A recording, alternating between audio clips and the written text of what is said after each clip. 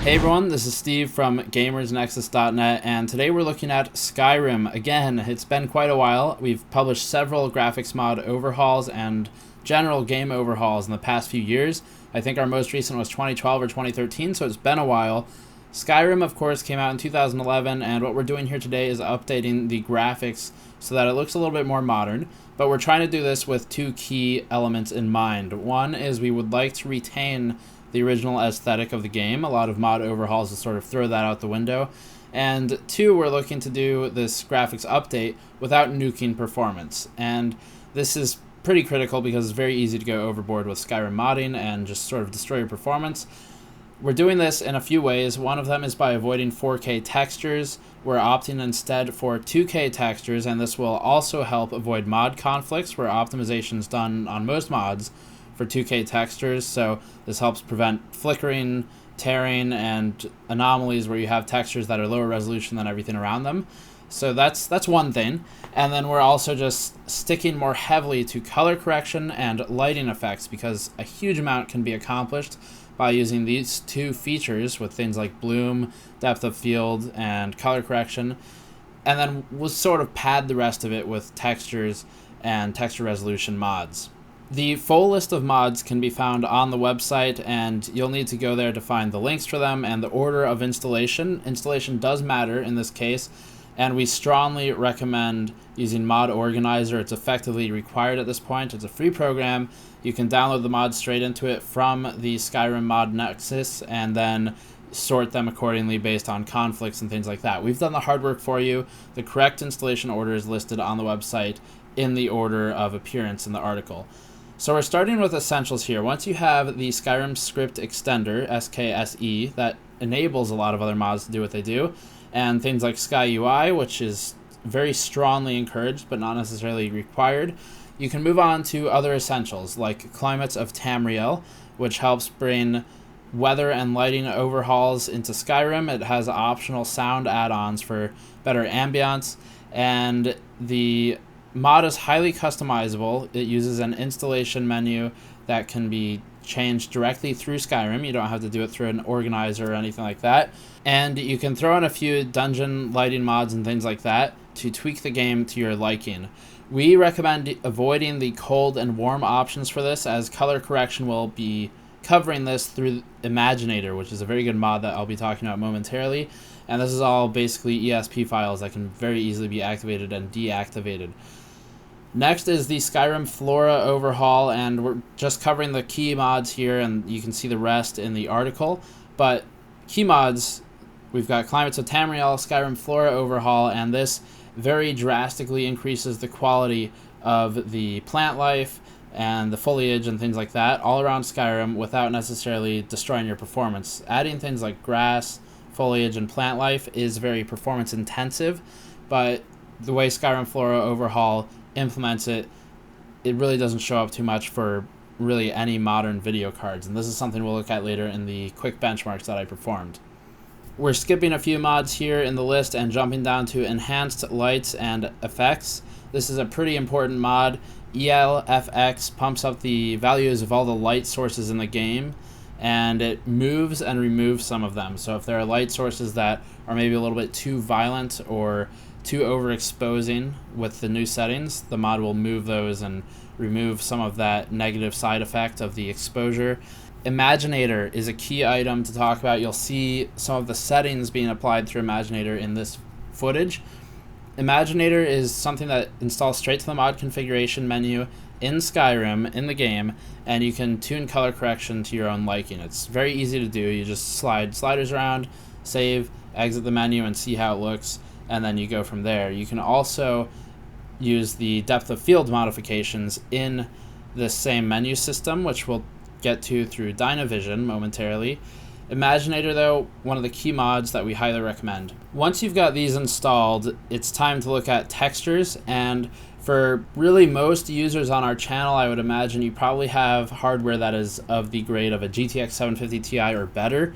In that case, you can install all of this stuff and expect above 60 FPS performance at 1080p for sure. Anything lower than that, 250X, it starts struggling. But 750 Ti and better, you can install these mods too.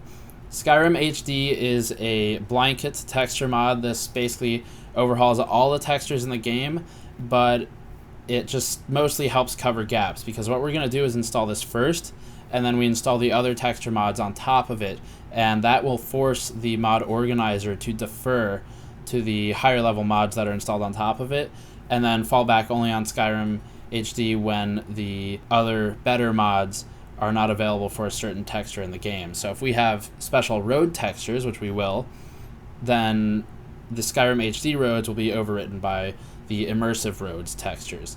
So that's where we start. Skyrim HD can be thought of as a bedrock. Make sure you download the full versions of all of these: towns, dungeons, landscape, and miscellaneous. Then there's improved NPC clothing. Just very simply, it overhauls the clothing of barkeepers, guards, things like that to be a higher resolution. We also recommend installing several of the Amidian-born textures and Gomich textures, which are all very fine-tuned for different items. So Gomich will focus on clutter and things like that. Midian-born will focus on weapons and armor, and that will sort of cover your items in the game and objects. And then once these are all installed, it's important to use the static mesh improvement mod. This one's been around forever, and a lot of people are pretty familiar with it at this point.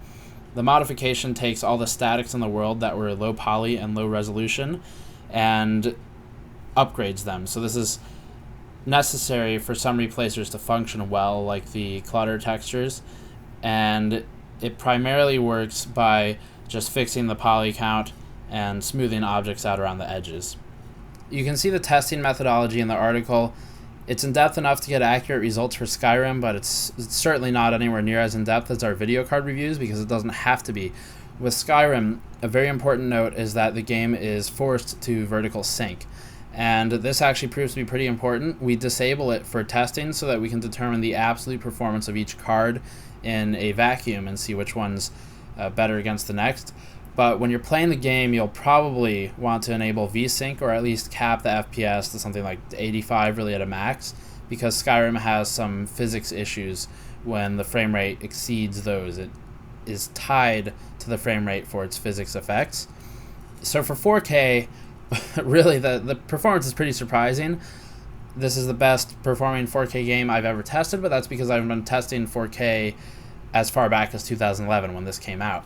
So you see, even the 285 is almost able to handle it at average FPS, but the 0.1% low is a little bit too low for playability, so we have to jump up a bit. We jump up to the GTX 980 and the R9 290X are fairly playable. R9 290X struggles a bit with the 0.1% and 1% lows, but it's really not that bad. Moving to 1440, you see that we're starting to hit the bottleneck that will be more revealed at 1080. The bottleneck is 112 FPS. That's either, my guess would be a software layer thing. It could also be an API thing, or it may be a CPU, but I really sincerely doubt that. I feel like the bottleneck is more software or API bound for Skyrim. You can see here every card handles the game just fine at 1440, the exceptions being the very low end. The 960 2GB struggles a bit with 0.1% low. You can actually see quite a gap between the 0.1% lows with 2GB and 4GB GTX 960s. And this feeds into the Skyrim massive VRAM modded discussion that's had commonly. And then the GTX 750 Ti struggles a bit with 0.1% lows, to the point that it's really starting to look better to downgrade to 1080p. So let's do that. Going down to 1080p, we see the benchmark is throttling again at 112 FPS across the board, really, for almost everything, and that is probably software API, something like that. But you're going to be playing at 60 FPS on average anyway, because of the way the game locks the frame rate and the physics. So anything above 60 is good here. What we're looking at more is the 0.1% lows, and really at this point everything is very playable. The only downside is the 250X, which is a pretty cheap card and only a gigabyte of VRAM. So nothing to complain about here. And the 750 Ti for $140-ish card does very well with these mods installed. So this is the benchmark with all the mods installed. We're looking at very high performance for pretty much any modern video card, and I would say just go ahead and install all these things for any modern rig and you'll be just fine. You may run into some 2GB, 4GB issues at the 0.1% lows, but this testing was performed in a very geometrically complex alleyway in Solitude, the city. So this is sort of a worst case scenario for the benchmark, and for the most part you'll be seeing better performance depending on where you are in the game. So that's all for the mod overhaul. Check out the article for other worthwhile mods and for help installing it, installation order, things like that. If you like this kind of coverage and you like our other articles, our other videos, please consider checking out our Patreon page. It helps us out a lot, and I hope that you get some value out of the content here today. I will see you all next time.